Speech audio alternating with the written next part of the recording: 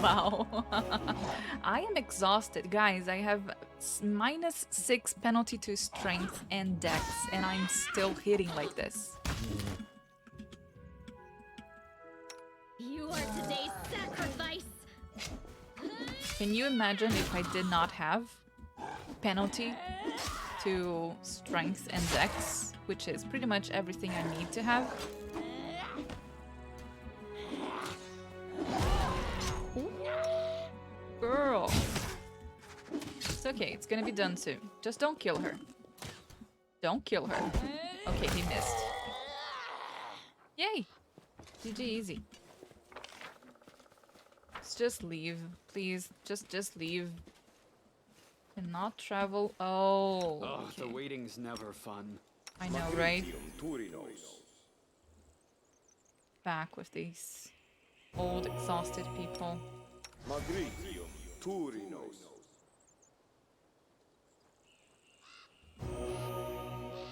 Missed me already. So we're gonna have to rest anyway. So let me just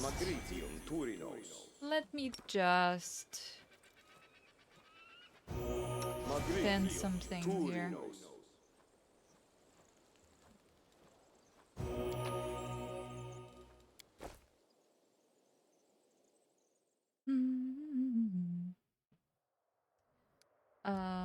Where were we going? Oh yeah, that's right.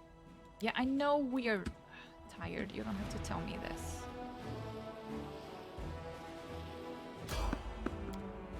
Now I did roll better. 35 DC though. Befouled Barrows. Let's save. Is this an actual place? Yes, it is an actual location. It's a big location. Interesting. Okay, no problem. No problem.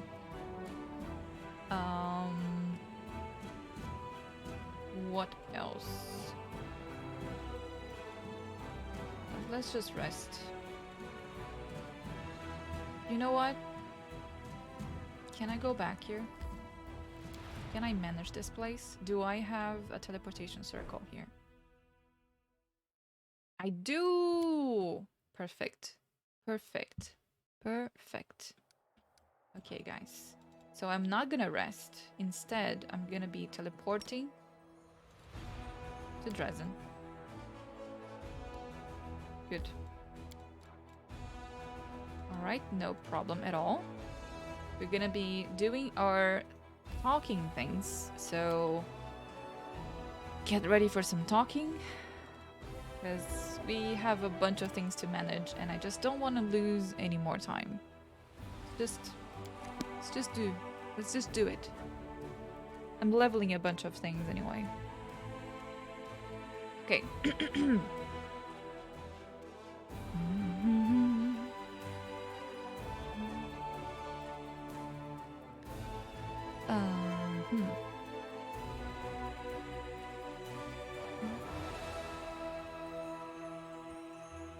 Still have that bug stuck on 92%.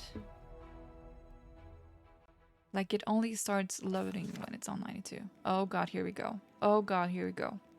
Okay. Commander, please forgive this sudden visit. Navia sent a messenger for me asking to come immediately. There she is. Oh, I was gonna say an invisible person. Greetings, Commander. Revered Cleric. A muscular, black-skinned man wearing Hell Knight's armor is walking next to Navia. Despite the difference in height, he is obviously nervous around the delicate woman, looking around and biting his lip. Allow me to introduce Hell Knight, Ambassador of the Order of the Nail, Trevor Vainick. The knight salutes. Greetings on behalf of the Order. Forgive me, I can't stay. Duty calls. I have a pressing errand. From headquarters, yes, it's very urgent. Soziel is silent. His lips are pressed together. He doesn't move, not even to breathe, seemingly. The cleric is staring at the visitor. So your name is Trevor Vainick. That's right. I serve the cause of the crusade. It must be true. We have to take our guest's word for it. He has no documents or insignia confirming his identity. What? are you getting at? Nothing at all. Anavia casts a glance at Sozio. The priest's mouth is twisted and his fists are clenched. We're happy to welcome you to Dresden, Trevor Vanek. Enough! Sozio lunges at the guest, his face distorted with emotion, and you suspect the cleric is about to throw a punch, but his clenched fists remain lowered. Who are you?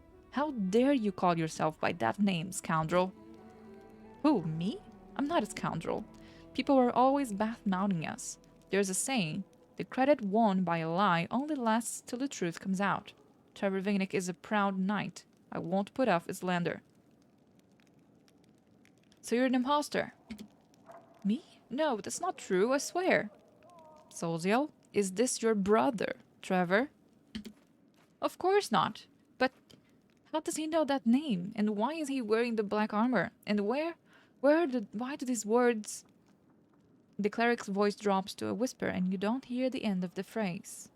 Anavia? Who is this? So Anavia is my master of spies. She's like the spy person. She's so great. Like, she's the best. A great question. I have no idea. My guys clocked him when he was trying to threaten the merchant with his so-called order and get a horse for free. Then he gave a familiar name. So I decided to organize a face-to-face for the long-lost brothers. You knew it wasn't Trevor right from the off. You saw Trevor when he served in Canabres. Of course. But I hoped that meeting would make him drop the pretense and crack. She's good. I know. She's the best. She is the best. I'm chaotic, so I'm gonna throw him out of the city. Please, no! He might know something about my brother. Please, give him time to talk to him. Sozio is right. We can toss him out whenever we like, but it wouldn't hurt to interrogate the imposter first. Who knows where he's really from and what will come up during interrogation? You can always get rid of him later. Okay, throw him in prison. I will deal with him when we have the time. Anavia takes the imposter away. He follows her, unshackled. Sozio's quest.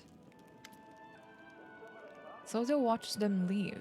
His fists unclenched, he drops his shoulders. What the... Where did the hell he come from? And did you hear what he said about truth and lies? The credit won by a lie only lasts until the truth comes out. This is what they say in Enderon. Treven used to say it often. Of course, one proverb doesn't prove anything, but I feel like that imposter knows my brother. Oh, Shallan, what is going on? Commander, please, we have to interrogate him. Okay, I will. Don't worry. Don't let me forget that, chat.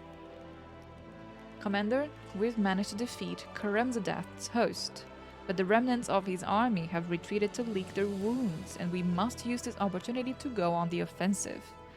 But right now, our army is not fully prepared to begin such an expansion. The farther we advanced into the enemy's territory, the more we'll need strong and mobile cavalry. Propose we replenish our forces with light cavalrymen. Mendav could offer us plenty. There are many lone paladins in Galarian, like me, who travel and help the needy. Shall we call them to our aid? Cavalry is a crucial element of the army, one that's difficult to replace. Mendavian knights often sacrifice their defense in favor of offensive power, and it's time to put an end to this wastefulness. All riders must be encased in heavy cuirassier armor so as to avoid unnecessary losses. Why don't we call the wild raiders from the western steppes? They're descendants of fleeing Strakorians, and they hate demons for destroying their homeland. A promise of vengeance and loot is all it would take for their tribes to join us.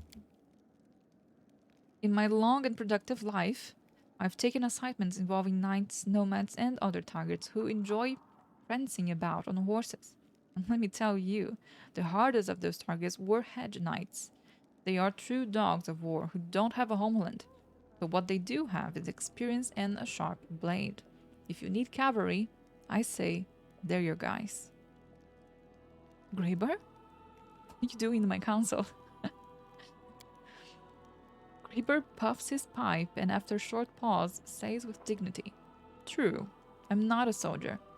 However, I have a better understanding of killing than most. Besides, the fact that I'm not a professional soldier means I can offer you a fresh perspective and give you advice that would never occur to a career officer. Okay? I want to hear opinions of my advisors. Everyone looks at you expectantly. Sigala? The gods have blessed them with strength, protected them against darkness and corruption. They spend their whole lives training and performing great deeds. Destroying evil is what they live for, and it's what they do better than anyone. Wendy looks at if she is ready to spit on the floor. You think those do-gooders understand anything about true slaughter? Well, she's got a point. You know, she does. She's got a point. Reggie? There's a certain breed of fighter who thinks that the glory they win on the battlefield justifies any amount of risk. That may be acceptable for them, but it's not acceptable for their commanding officers. Wasting cavalry on daring attacks only saps the strength of our own army. We must see to it that all riders are equipped with their best armor, the kind that will provide the highest chance of survival on the battlefield. It would also advise against recruiting any glory seekers or protectors of high ideals to serve as our cavalry, for the aforementioned reasons. Captain Uden primes his lips and says forcefully, "The riders of Mendev aren't accustomed to fearing for their hides. Your demands, Regel, may lead them to believe you don't trust them, or even worse, suspect them of cowardice." Greybor, what makes hedge knights so good in battle? I once had a contract to kill a high-born baron, a famed warrior, never went anywhere without an escort. So I prepared an ambush for his entourage on the forest road in the dark. The screams of the baron when he and his horse fell into the spiked pit. And above him, there was a slaughter going on. I showed myself, split open the head of the nearest guard, and darted into the bushes. They followed, right into my traps. Crossbows, wooden stakes sticking out of the ground, all sorts of things. Arrows flying about, everyone shouting. They made sure a racket they scared themselves. They made sure... Oh, okay, got it. They thought they'd been hit by a whole gang of assailants, when it was just me. In any case, the knights who served the Baron because of their oath got the jitters and bolted. Even his kin, the 2 hedge knights he hired, fought like wild beasts. Those were worthy opponents indeed. It's simple. They know that if they don't win, they don't get a single coin. Hedge knights are seasoned folk. They've been around. Dangerous too. They fight for victory and gold, not for honor or glory. They don't care if their tactics are cheap. If they can't kill the enemy, they will. I doubt the people you've described even have the right to call themselves knights. I'm not keen on fighting side by side with someone who sees the Crusades as a chance to make a fortune. Well, then you should not trust your Crusader leader. Wendu, who are these raiders from the steppes and how did you learn about them? I heard about them from, well, he called himself a horse trader, but I quickly realized he was just a common horse thief. His goods were worth a look, though, and the trader himself was interesting, brash, sinewy, his eyes fearless. He had clearly come from a hardy people. Oh, got it. I wanted to find out where to find people like him, so I asked him about his homeland. When Sarkoris fell, many barbarians fled to the west, onto the steppes. The land is barren there. Life is miserable, and no one has to roam. And one has to roam, stopping at nothing to survive, including robbery, be it from a stranger or your neighbor. That's very harsh. Reminds me of a place I used to live. That is how the barbarians have lived, generation after generation. Their harsh struggle has purged all the cowardice of their forefathers from their blood. They are now a people of savage riders, ruthless robbers, and skilled masters of survival. Raids have become their main trade, and the most respected warriors among them are those who return from battle with the most loot. If you become their leader, my lady, some of those trophies will be yours. and the success of your campaign will depend on them. Is it possible we're better off not using cavalry at all than asking for their services? Okay, Captain, what's the benefits of light cavalry? Light cavalry may be inferior to knights as far as equipment quality goes, but that's not necessarily a bad thing. Firstly, the lightness of the armor gives them maneuverability. And secondly, many noble offspring who have battle skills and a fast horse but can't afford expensive armor will gladly answer our call, eager to learn to earn glory with their feasts. So long as they don't flee the battlefield first on those very same fast horses, they're lovers of glory and easy victories. Okay? No matter what any of you have just said, let's see what are the consequences. So, main stables provide equal recruitment growth for paladins. Cavalry capable of healing allies. All mounted scouts are promoted to paladins. Interesting. I do have some paladins that I like.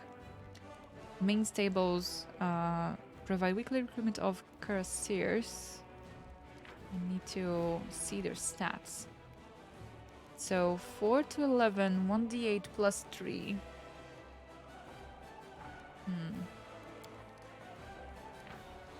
How are paladins here? 10 to 17, 1d8 plus, plus 9. Immunities to fear and disease. And I already have some of them, and they're quite tanky. 10 to 17, but these ones are more tanky. Yeah, 30 AC. Oof. Alright, let's see. Main stables provide weekly recruitment of hedge knights. Ouch! These are really great. Oof. They're really great. They're very squishy, but they're really great. If I have enough of them, it would be really nice. Let's see. Raiders. No. 1d6 though, no. Light cavalry. Code Iris Spear. AC 16. That's the worst of them all. That is really the worst of them all. All mount scouts will be either paladins or hedge knights. I actually like hedge knights. They are a good they're a good balance between high AC and damage. Actually really good. Let's go with hedge knights. These people may not have given any oaths or solemnly sworn their loyalty, but they will fight far better than most. With that, this meeting of the Military Council is adjourned. I will brief the officers on the expected reinforcements immediately and see to it that our available stables are expended and properly refitted. That was 1 of 4. Oh god, here we go with more talking. Hey-o! Lord Linda's one eye is red from sleepless nights on the job. The supply situation is improving, but too slowly. Once the fellows of the Crusade lost their connections in the quartermaster's service, they switched to dealing with the cart drivers directly. Each supply caravan loses a cart or two on the way, and its driver tells us tales about how they were attacked by demons, or how a rock swooped in and carried off an entire cart. We catch these jokers, but it's getting out of control. We can't get them all. We need to change something in the system itself. I propose we have inspectors from the Menevian Treasury travel with each caravan. Someone experienced, someone who's ready to answer for the delivery with their life, and who knows how to keep the cream away from the cat, so to speak. There's a simple rule: if you can beat him, lead him. We'll drop a hint to the brains of this lot to stick to us and fall in line. If they don't act up too much, they'll get their new uniforms and extra rations, and you'll get a loyalty of some big-name leaders among the soldiers. So soldiers are stealing from their own comrades, like cats. Was it you said, Dorjalinder? She's very innocent, guys. She's very innocent. Don't take her upon her innocence like this. Like the cream that got the mouse instead of the cat? In any case, this is wrong. We must convince them. Let the caravans be accompanied by priests from the capital. Under their eyes, the warriors will be ashamed to steal. Mistress, we need to make it crystal clear to them. The leader of any group on your turf is you and no one else. Since we can't even trust our cart drivers, we should hire cutthroats to guard them and send a message to these fellows. It will cost us, but the soldiers won't be able to outbid us, and our deliveries will be safe. Besides, authority is more precious than gold. Okay, everyone tell me about your plans. Okay. Wojif, what are you suggesting?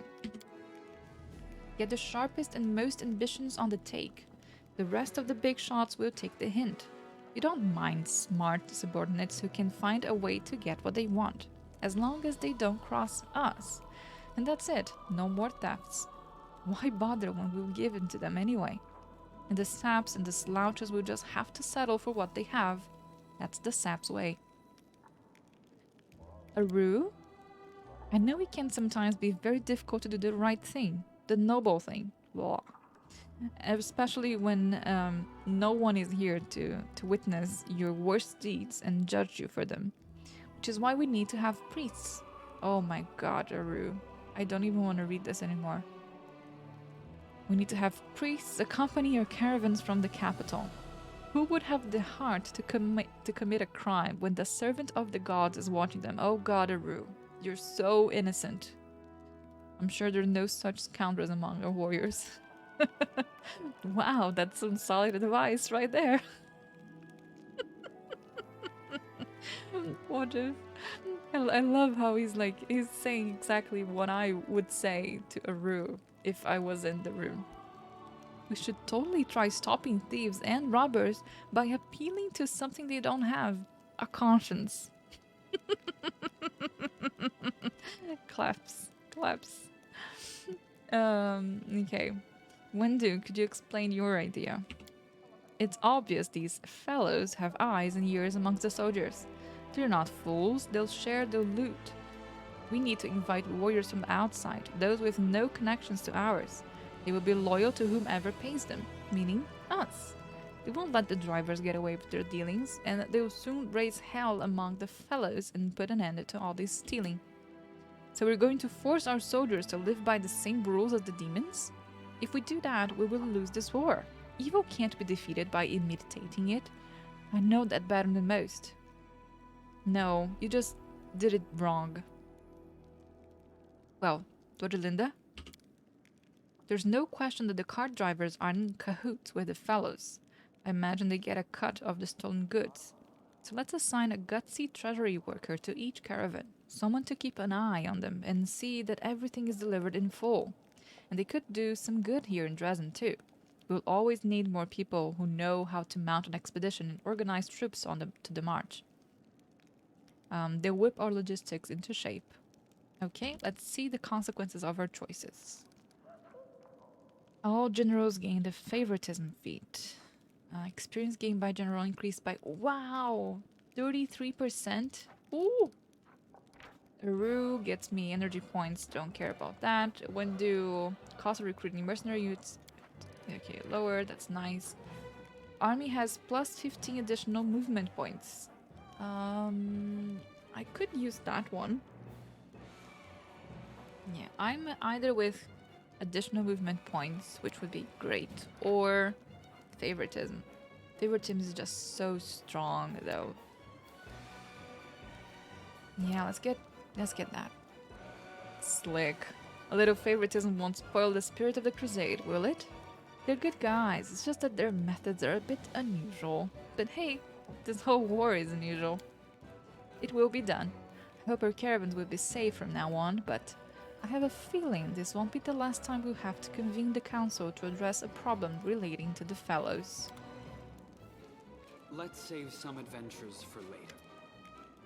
I love how Bismuth is here. I love Bismuth. Oh. Okay, more talking incoming. I'm sorry guys. This is because I haven't been to the capital in forever. Commander, the capital needs you to take a decisive action. There has been a major scandal. The nation of Andaran, our diplomatic partner, has sent its army to help the crusade. However, this apparently generous gesture is nothing more than a political provocation. The Andorians want to prevent the emerging rapprochement between Mendav and Kalyax, of which I have previously informed you. They've deliberately sent their army to our territory without seeking Nerosian's approval. If Mendav accepts his help, it will cool our relations with Isgar under suzerain Kalyax. Suzerain. What's that word? What does it mean? The Royal Council that is to say, expects you to reject Enderan's aid. Direct them towards Her Majesty's court. They're welcome to negotiate with the capital. Unfortunately, we can't disregard the decision made by Her Majesty and her council. But those Andorans didn't come here empty-handed. They brought weapons and supplies. Let them share those with us, since the Rosen forbids them from joining our army. Darren regards Lady Kanomi with fainted disapproval. Come now, Lady Kanomi. All this suspicion. I am sure that the Andorans are driven by nothing more than benevolence and concern for our collective future. We simply must accept them like dear friends. If the whole deal is about them being Andorians, they should stop being them. Take down the banners, call themselves mercenaries, problem solved. God, what is the gist of this political conflict? Isgar is a protectorate of Kalyax, and Andoran and Kalyax have a long history of feuds. For the Andorans, the highest values are freedom and equality, and for the Kalyaxans, is order and hierarchy. It's as if the two countries were made to be at odds. The fact that they are both allied with Mendav doesn't stop them from settling scores at any opportunity. For the time being, the Rosen considers it more adventurous to cooperate with Igorian, the capital of Kalyax. No one is cutting ties with Enderan, no. It's just that the relations have cooled somewhat. It's a common occurrence in the politics of major powers. That is why the Rosen insisted in you inviting Isgar, Kalyax Protectorate. When you accepted their forces, the Enderans resorted to a provocation. Either the Rosen receives their help, incurring Igorian's discontent, or it risks the so many hard words to pronounce. Or it risks a diplomatic role. The Royal Council chose the role. Okay, got it.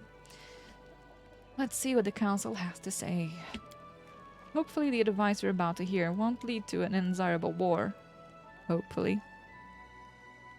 I do tend to listen to Darren, and Darren is waiting for war, so... Sozio. I come from Enderan myself, and as Charlie is my witness, I wished I could offer another solution. We have sworn an oath to Her Majesty. Oh god, I hate these good people around me. Like, they're all so good and so proud and so, you know, like, they do everything so goody-goody. Like, it's like... We have sworn an oath to Her Majesty. If Nerosian doesn't wish to see Enderan's troops in Dresden, we have no right to invite them. But no one can forbid us from accepting their help in the form of weapons and supplies. After all, this war is not just some political conflict. This is a battle for the fate of Galarian. Everyone is entitled to do their part. What touching bashfulness. You're proposing we have the daughter of a noble family who wants to give herself to a dashing bard but keep her maiden honor? What a weird... Darren, can you stop being yourself for a second? Okay, just talk to me like a regular person. Does it become us to reject the aid of our valiant allies who are on their way here to share the burden of this holy war? I sense the sins of pride, envy, and yes, a whiff of covetousness too, coming from the direction of Nerosian. There can be no place for sin on a crusade. Lady Konami shudders pointedly. Don't forget about the sin of slander, Count. Enough tomfoolery. Your jest will lead to diplomatic disaster. Perhaps, perhaps not. One thing I can say for sure, This was a bold move by Enderon. They're willing to invest much in this cause. Our cause. I see no reason to refuse. I never was fond of Calyx anyway. I don't like their practices, or their wine.